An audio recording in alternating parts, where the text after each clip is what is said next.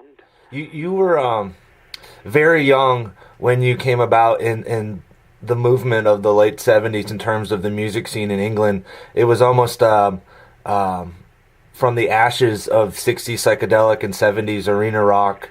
It's almost like the whole board got erased, and you guys were part of this movement of youth and freedom and change, anti-state, things like that. And at 62, where do you see the world now in terms of what you were not only singing about but also a part of as a youth? Well, I mean, interestingly, with Joy Division, there was nothing direct that you sang about. You know, Ian's lyrics were very unique and very inspirational, but they weren't actually telling you what to do. Yeah.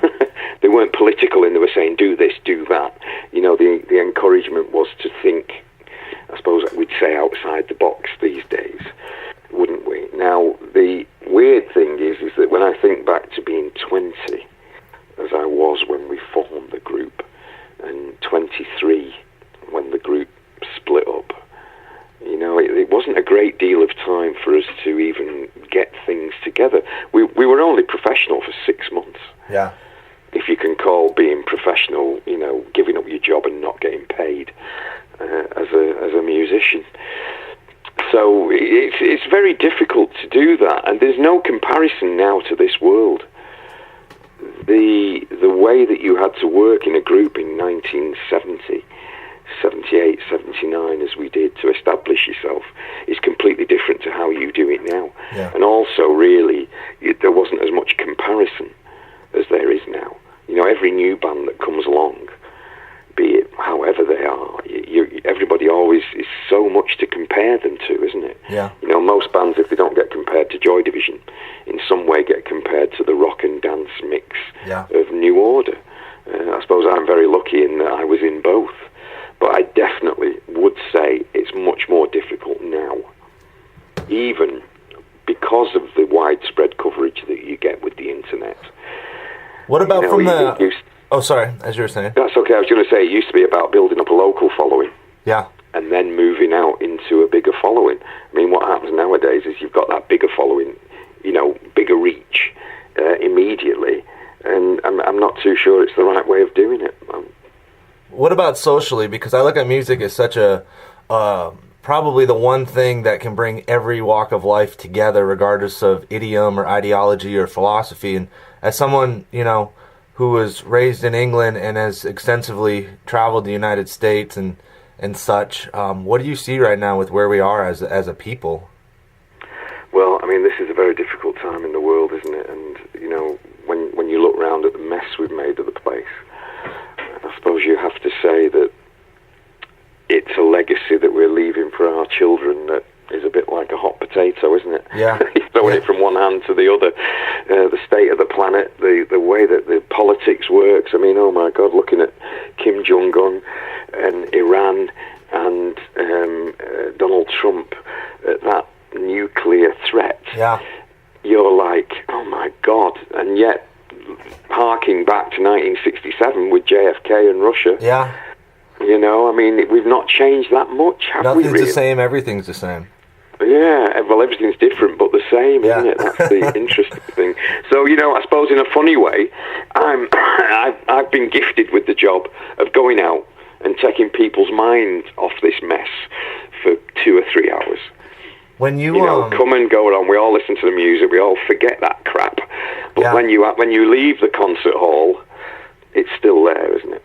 It is. That's why. You know, so I mean, I'm a wandering troubadour, a wandering minstrel that is just there, like the fool, you know, that used to have the bladder on a stick.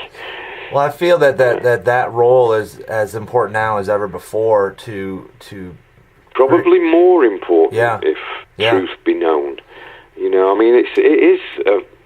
Everybody has problems, and I think the interesting thing about the court case that I had with the others was that I thought that everybody would be interested in our problems, but in reality they're not. You know, they've got their own problems to be interested in. Yeah. When they come and see you, they just want a good time, and they want to get lost in that very evocative world of music that we play. So yeah, I mean, that was an interesting realization.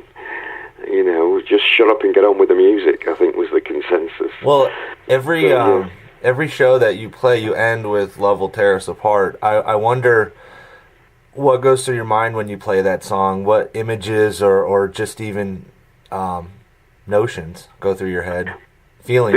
The thing that goes through my mind at that point is that I wish Joy Division would have been able to write more material, because judging by that song, which was one of the last ones that we wrote, we still were on such a wonderful writing curve. It would have been fantastic to see what came next.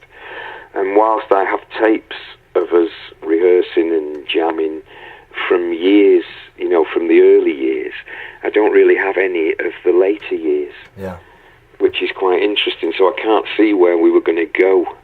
I mean, I get the idea and the gist from New Order, but, you know, you don't have the opportunity. I mean, if you look at the last three songs that we wrote, which were Eternal, Decades, and Love Will Tear Us Apart, I mean, anybody would go, wow, they were at the top of their game. Yeah. And what you would have done next would have been so interesting to see. But life isn't like that, and, you know, it hasn't happened, and all we've got is what's before that. So yeah, but no, I enjoy it. It's still very up. It's an interesting love song because it's not really about love. It's about the loss of love, and the lyrics are actually quite bitter when you actually read them. And yet it's disguised as this really uppy, bright, positive pop song. Well, my final question is, what is a life creating and performing and touring the world and meeting people from every background?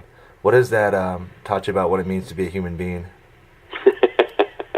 That is a very, very interesting question.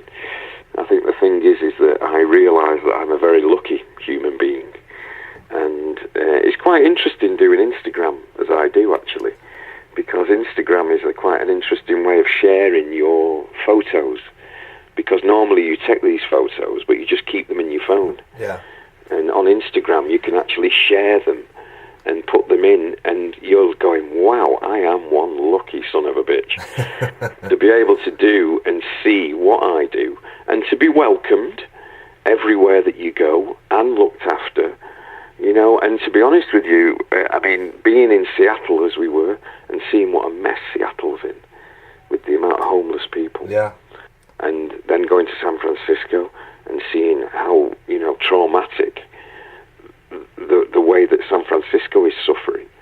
You know, the divide between rich and poor is becoming acute in my mind, and it needs addressing.